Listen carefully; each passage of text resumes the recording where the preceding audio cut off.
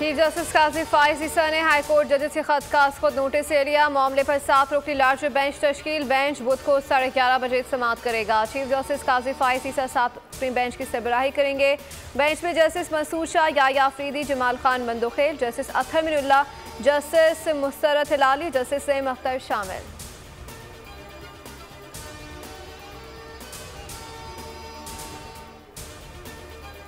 Justice retired तसद्दुर Jilani ने commission सरबराही से इनकार कर दिया। बज़रिया खत फैसले से वज़ीर आज़म को आगाह कर दिया। कहा मुनासिब होगा चीफ जस्टिस इदारे की सतह पर इस इशू का फैसला करें। खुद पर एतमाद करने पर वज़ीर आज़म और काबीना का मशकूर हूँ।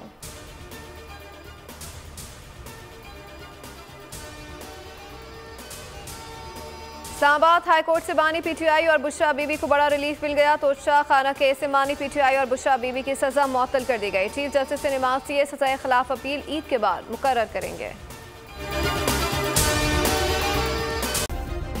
सब्सक्राइब करें और बेल दबाएं ताकि कोई खबर रह न जाए।